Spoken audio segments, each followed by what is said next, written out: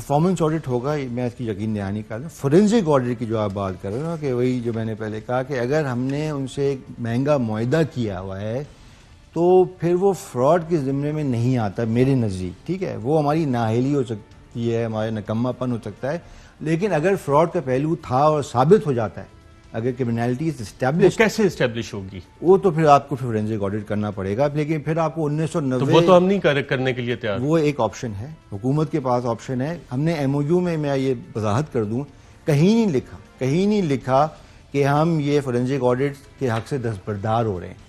یہ فیز 2 ہو سکتا ہے، فیز 1 نہیں. 94 کا میرے پاس پڑا ہے، اس میں مجھے تو کہیں فورینزک آڈٹ کا نہیں نظر آ رہا. آپ کو اگر فورینزک آڈٹ کا لفظ ہے تو مجھے پلیز گائیڈ کر دیں. مجھے اس میں یہ 2002 پاور پالیسی کے سر ایم او یو ہے، اس میں پلیز مجھے فورینزک آڈٹ یا پرفارمنس آڈٹ آئیڈینٹیفائی کر دیں.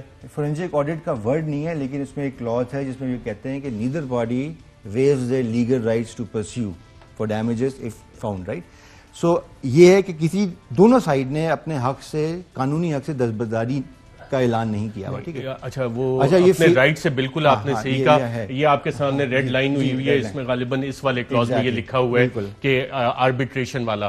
آربیٹریشن پہ ہم اپنے ہاتھ پیر باندھ کے آئی پی پیز کے سامنے اسی طرح جا رہے ہیں کہ جی نہ ہم آپ کا فورینزک آڈٹ کریں گے، نہ ہم آپ سے ہیٹ ریٹ کا کریں گے، نہ جو پلانٹ سیٹ اپ کاسٹ آپ نے زیادہ دی ہوئی ہے اس کا کریں گے، جو پلانٹس آپ نے چلائے نہیں ہے لیکن آپ ہمیں بل کرتے رہے اس پہ بھی ہم آپ سے سوال نہیں کریں گے. لیکن آپ کا حق ہے کہ آپ لنڈن آربیٹریشن میں ہمیں سو کریں، باقی جورسڈکشن میں آپ سو کریں. کیا ہم یہ ایم او یو سائن کر رہے ہیں؟ نہیں، دیکھیں ہم ایم او یو یہ سائن کریں کہ جو آپ کے آج کے بقایا جات ہیں اس پہ ظاہر ہے آڈیٹر جنرل دیکھے گا کہ کتاب کے مطابق ہیں یا نہیں ہیں.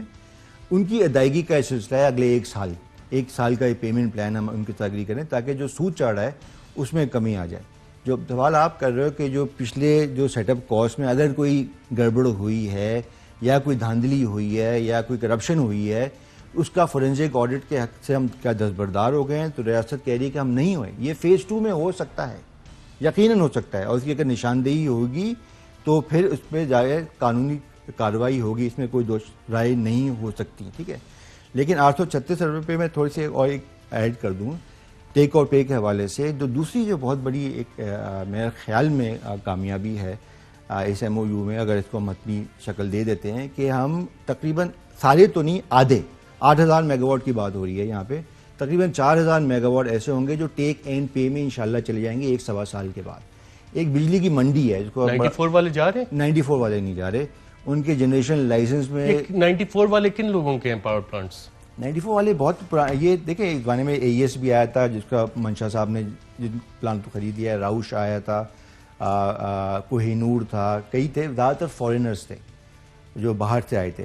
تو وہ تو اب بیچ باچ کے نکل گئے ہیں، اب کچھ بچ گئے ہیں. لیکن ہپکو ہے، کیپکو ہے، اور 94 پالیسی کے اندر جو لوگ آئے تھے وہ تقریباً 4000 میگا واٹ کے لگ بھگ ہے.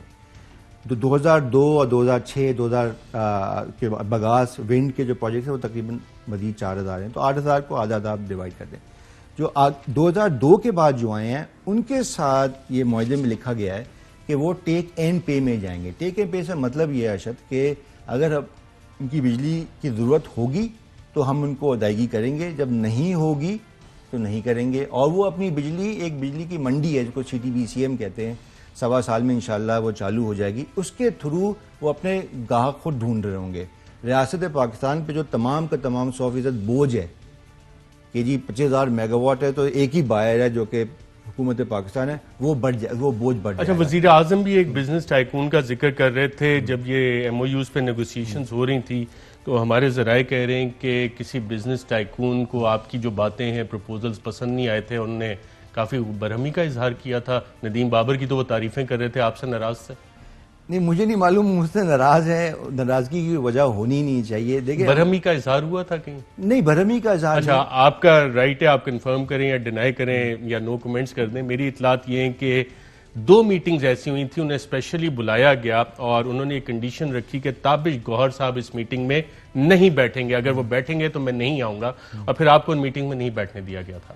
میرے علم میں نہیں ہے ارشد. میں اس سے بھی بتا سکتا ہوں کہ جن صاحب کا آپ ذکر کر رہے ہیں وہ میٹنگز کچھ میٹنگز تھیں ایسی power sector M O Us کی جو آپ نے اسکپ کی؟ ایک میٹنگ تھی جس کی صدارت وزیر خزانہ خود کر رہے تھے، اس میں 53 آئی پی پیز کے لوگ زوم پہ تھے، اس میں سے ایک منشا صاحب بھی تھے. تو میں خیال میں ان کو میں مطلب مخصوص قرار نہیں دوں گا، کیونکہ ظاہر ہے ان کی بھی ایک اسٹیک ہے آئی پی پی کے اندر، اور انہوں نے اپنے خیالات کا اظہار بھی کیا اس دن. اور اس میں کیونکہ ایج کا فیکٹر بھی ہے تو تھوڑا غصے میں بھی جلدی سنے آ جاتے ہیں. جی بس انہوں نے اپنے خیالات کا برملا اظہار کیا کہ ان کے حساب سے ہمیں پیسے جلد از جلد دے لینے چاہیے، اور بالکل اسی طرح جیسے 480 ارب اس دور میں تھے، نوٹ چھاپ کے دیں لیکن پیسے دیں. یہ نہیں کہا، لیکن وہ واحد شخص نہیں ہے جو یہ بات کر رہے ہیں. سچ بات یہ ہے کہ عموماً یہ بات آئی پی پی کرتے ہیں، اور جو میرا ان سے منشا صاحب سے نہیں، آئی پی پی سے ایک مجموعی طور پہ ایک اختلاف تو نہیں کہوں گا، لیکن جب ہمارا مکالمہ ہوتا ہے ہم یہ کہتے ہیں کہ دیکھیں یہ ملک آئی ایم ایف کے ہتھوں چڑھا ہوا ہے، سیکٹر 2300 ارب روپے کے گردشی قرضے کے بوجھ کے تلے دبا ہوا ہے، اور آپ مجھے کہہ رہے ہو کہ مجھے ایک ایک پائی کا حساب چاہیے، اور سود پہ سود کی جو انوائس ہے اس پہ بھی 1 ٹکا معاف نہیں کروں گا، جو کہ اب معاف کرنے کو تیار ہو گئے ہیں وہ، لیکن پہلے ان کا یہ موقف تھا. تو آپ کس دنیا میں رہ رہے ہو بھائی؟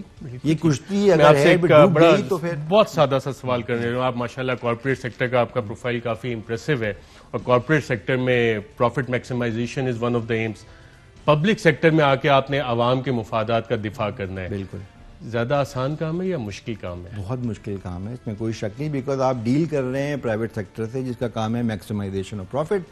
لیکن میں ساری زندگی پرائیویٹ سیکٹر میں کام کیا. میں ایک بات وضاحت کر دوں، اور میں اپنے آئی پی پی کے دوستوں کو بھی کہتا ہوں جو کہ میرے پرانے ساتھی بھی ہیں میں کئی، کہ دیکھیں میں بھی جب افریقہ میں کام کرتا تھا تو وہاں پہ بھی 20 سینٹ اور 25 سینٹ کی بجلی کے نا معاہدے آفر ہوتے تھے، ہم انکار کر دیتے تھے کیونکہ ہمیں معلوم تھا کہ یہ سسٹینیبل ہی نہیں ہے.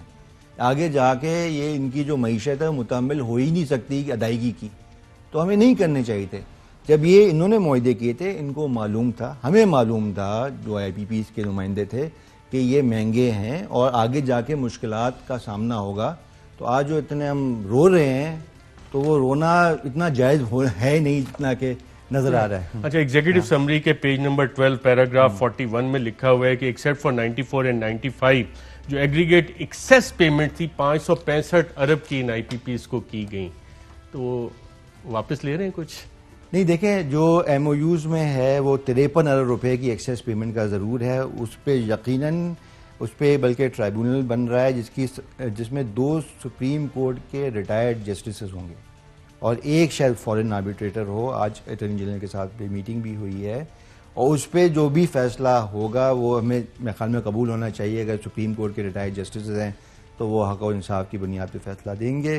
53 اس کے بعد جو دوسرے الزامات ہیں، میں پھر اس بات کی تجدید کر رہا ہوں کہ ہم کسی حق سے دستبردار نہیں ہو رہے. کل کوئی چیز ثابت ہوگی کہ گھپلا ہوا، غبن ہوا، تو ہم پورے فورس آف دا لا کے ساتھ ان کے پیچھے جائیں گے. تابش گوہر صاحب بہت شکریہ پروگرام میں شرکت کرنے. Fly with PIA and save gold. Register now. Scan QR code and register yourself to get gold and loyalty benefits. Powered by ARY Sahulat Wallet.